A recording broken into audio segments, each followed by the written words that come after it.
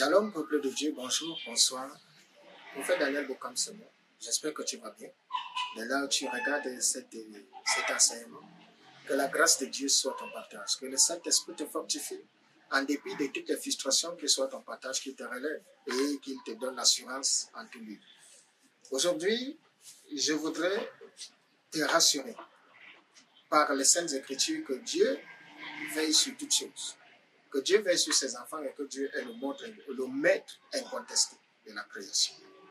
Je voudrais que toi et moi, nous nous baladions dans le livre de Exode, chapitre 35, du 30e verset au 35e verset. En voici la théorie. Moïse dit aux enfants d'Israël, sachez que l'Éternel a choisi Béthalel, fils d'Uri, fils de Our, de la tribu de Juda. Il a rempli de l'Esprit de Dieu, de sagesse, d'intelligence et de savoir pour toutes sortes d'ouvrages. Il a rendu capable de faire des inventions, de travailler l'or, l'argent, les reins, de graver des pierres, enchâsser, de travailler le bois et d'exécuter toutes sortes d'ouvrages d'art. Il lui a accordé aussi le don d'enseigner, de même qu'à Oholiab, fils d'Ahisamach, de la tribu de Dan. Il les a remplis d'intelligence pour exécuter leurs ouvrages, pour exécuter tous les ouvrages de sculpture et d'art, pour broder et tisser les étoffes teintes en bleu, en pourpre, en cramoisi et le fin lin pour faire toute espèce de travaux et d'inventions. Amen. Alors, peuple de Dieu, voilà comment Dieu procède lorsqu'il vous a choisi. Lorsque Dieu veut que vous fassiez quelque chose pour lui, il vous remplit de son esprit. Et l'esprit de Dieu vous apporte la sagesse pour pouvoir accomplir son œuvre. Quand Dieu veut que vous fassiez quelque chose pour lui, il vous remplit de son esprit. Et c'est par son esprit que vous allez accomplir la volonté de Dieu. Il y a des gens qui me demandent toujours, prophète, j'ai l'appel de Dieu en moi. Comment est-ce que je dois faire? Et je leur dis toujours, si tu as l'appel de Dieu en toi, alors Dieu devra te montrer ce que tu dois faire et ce qu'il attend de toi. Il va se révéler à toi et te montrer comment est-ce que tu dois procéder. Qui est Béthalel? Béthalel est un homme du peuple qui était sans instruction. Il ne connaissait rien. Mais il est dit que Dieu l'a rempli de son esprit. Il lui a donné la sagesse, l'intelligence et le savoir-faire de toutes sortes d'ouvrages qu'il n'avait jamais eu à faire de sa vie. Béthalel n'était pas déjà un artiste, un artisan. Non, il ne connaissait pas ça.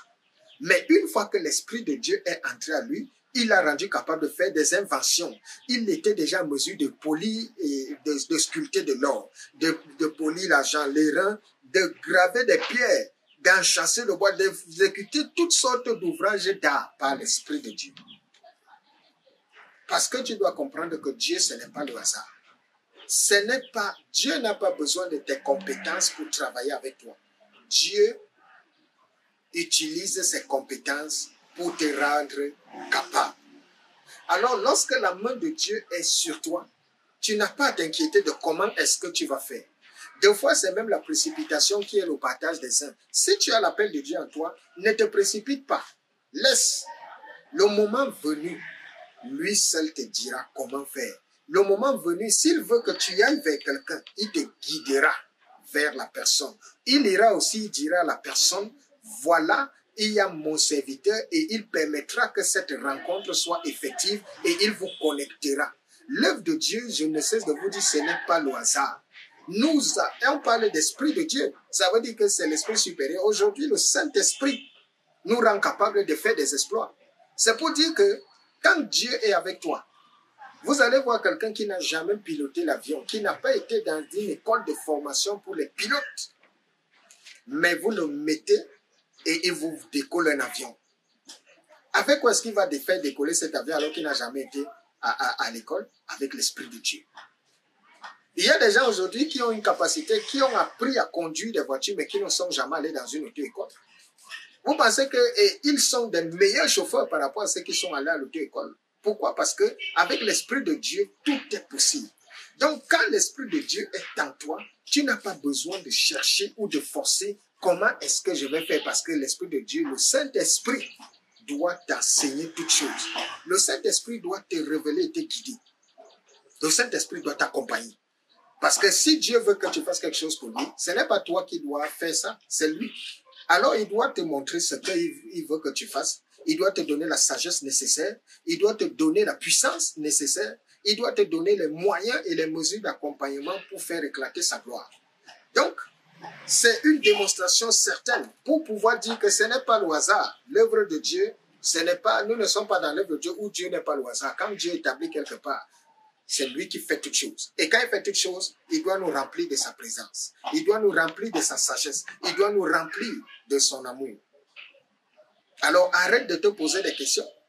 Comment est-ce que je dois faire pour pouvoir commencer le ministère ou commencer l'œuvre de Dieu? Si Dieu veut réellement que tu le fasses, ne te précipite pas. Le moment venu, seul, tout naturellement, il te dira. Parfois, c'est aussi la précipitation. Parce que tu penses que lorsque Dieu t'a révélé que je veux que tu travailles pour moi, ça doit être automatique, ça va se passer là. Je vais te dire quelque chose. Quand le Seigneur m'a appelé, il m'a envoyé d'abord dans ma famille. J'ai travaillé dans ma famille. Et puis, pour moi, je ne savais pas. Quand il m'avait dit, je t'envoie sauver ton père, ta mère, toute ta famille, il ne m'avait pas dit qu'il m'enverra vers le monde. Ce n'était pas ça. C'est pour ça que pour moi, je savais que c'était dans ma famille. Mais après un matin, il m'appelle, il m'a dit, tu as terminé avec ta famille. Va vers le monde. Et moi, je ne savais pas. Quand il m'a dit, va vers le monde, j'ai commencé à réfléchir de par moi-même. Et je me suis levé. J'ai commencé à faire du porte-à-porte. J'ai commencé à aller ici. Je l'ai fait pendant 3 jours. Et le 4e jour, quand je m'apprêtais pour partir, le Seigneur me dit, tu vas où? Je lui dis, je vais pour travailler pour toi. Tu m'as dit de faire ton œuvre, non? Dans ma tête, je sais qu'il faut que je fasse du porte-à-porte. Il faut que je cherche. Je réfléchissais, je me disais, à un moment donné, je vais donc trouver le moyen de souvent aller même dans des carrefours, dans des marchés, prêcher l'évangile. Il m'a dit, est-ce que c'est ce que je t'ai demandé de faire? Je ne t'ai pas dit de faire comme ça. Je te dirai ce que tu dois faire. Rentre et reste là. Je suis resté et j'ai attendu 1 semaine. Il ne m'a rien dit. 2 semaines, rien. Et la 3e semaine, un jour, je me lève, je dis que je m'en vais faire du footing. Quand je me lève pour aller faire du footing, je commence à courir. Quand j'arrive à un certain endroit, il me dit, il y a une radio à proximité ici, va là-bas. C'est comme ça que moi, je me lève, je commence à demander aux gens, il n'y a pas une radio ici? On me dit, s'il y a une radio, mais une radio chrétienne. Je dis, oui, c'est même ça. Et je me retrouve là où j'aimais aujourd'hui. Je suis allé là-bas. Parce que c'est le Seigneur qui m'avait dit, va là-bas. Quand je vais dans cette radio, je n'ai pas un radio sur moi, je n'ai pas d'argent. Mais il m'a dit, va là-bas. Et je suis allé prendre les modalités de comment ça se passe. On a fini de me dire, et je lui ai dit, voilà, moi j'ai fini donc, mais je n'ai pas l'argent. Il m'a dit, je pourvoirai. Ce n'est pas ton problème. Je suis là-bas, voilà, bientôt 4 ans, et Dieu pourvoit. Il m'a dit, va, crée une plateforme sur YouTube. Pendant que moi je réfléchissais comment faire, il est passé par un de mes frères et il lui a dit, va créer une plateforme YouTube au prophète. Et c'est de là où vous pouvez m'écouter, me voir aujourd'hui. Et c'est de là où plusieurs personnes sont bénies au travers de ces messages. Et il m'a dit, va faire la cellule. Rentre dans la maison de ton père, tu commences la cellule là-bas et tu attends. Je te dirai le moment venu quoi faire et où aller. Je suis là et j'attends. Je ne peux pas me lever de mon propre chef. Ce n'est pas parce que je suis prophète que je vais faire les choses par moi-même. Il m'a dit, chaque fois que tu prendras les décisions par toi-même, je te lâche. Et comme je ne veux pas que Dieu me lâche, je ne peux que respecter sa volonté. Et sa volonté, je l'attends. S'il m'a dit qu'il est là et que je dois travailler pour lui, c'est lui qui doit s'occuper de moi. C'est lui qui s'occupe de son œuvre. C'est lui qui me dit ce que je dois faire. S'il veut que je travaille avec des gens, il m'orientera vers ces gens et où il suscitera ces personnes. Tout ce qu'il doit faire pour sa gloire, il suscite. Ce n'est pas nous qui aidons Dieu. Ce n'est pas Bethel qui a aidé Dieu. C'est Dieu qui a mis son esprit en lui. Et il lui a donné la sagesse de savoir faire toutes choses. Aujourd'hui, vous voyez des gens ont des dons. Quelqu'un n'a jamais été dans une école pour savoir polir ou tailler des pièces ou faire ceci, cela. Mais avec l'Esprit de Dieu, tout est possible. Alors, si tu es dans l'œuvre de Dieu, tu n'as pas besoin de forcer, bien-aimé. Si l'Esprit de Dieu a toi, il va te révéler toutes choses. Si le moment n'est pas encore venu, ne force pas. Parce que ce n'est pas le hasard. Et ne te lève pas sur la précipitation parce que tu vois les autres faire. Va avec le timing que Dieu te donne. Si Dieu te dit d'attendre, attends. Parce qu'en toute chose, c'est lui qui est au contrôle de tout. Ce n'est pas parce que tu vas prêcher que les gens vont se convertir. Que tu prêches même et que c'est le miel. Jésus a prêché tout ça. Les gens l'ont insulté. Ce n'est pas parce que tu vas guérir ou ressusciter des morts que les gens vont croire. Jésus l'a fait. Les gens n'ont pas cru. Mais c'est Dieu seul qui va attirer les cœurs qu'il a prévus pour sa gloire. C'est tout. Ne pense pas que le fait d'annoncer l'évangile, c'est parce que tout le monde doit être content, tout le monde, non. Tout ce que Dieu prévoit pour être touché par cet évangile seront touchés. Le reste là, ils seront sourds et insensibles. Et nous ne pouvons que dire merci à Dieu pour son œuvre, parce que c'est son œuvre. Et il sait qui il veut sauver au travers d'un ministère ou d'un message ou d'un nom de Dieu. Si Dieu a prévu que toi, ce ne sera qu'une seule âme que tu sauveras dans ce monde. Ne cherche pas l'au-delà de ça. Reste là. S'il a prévu que ce sera des milliards, tu le feras. Ce n'est pas toi, c'est lui, le moment venu, qui suscitera. Comme pour te dire quoi? Comme pour te dire que Dieu est réel et sa présence est réelle. Sa puissance aussi est réelle. On n'aide pas Dieu. Ne cherchez pas à aider Dieu. Restons à notre place et Dieu fera ce qu'il faut pour nous. Restons à notre place et Dieu va susciter et Dieu va nous guider. Que le Seigneur continue de nous fortifier pour sa gloire. Que le Seigneur continue de nous conduire pour que sa main puissante soit notre partage. Je suis le prophète Daniel Boukam.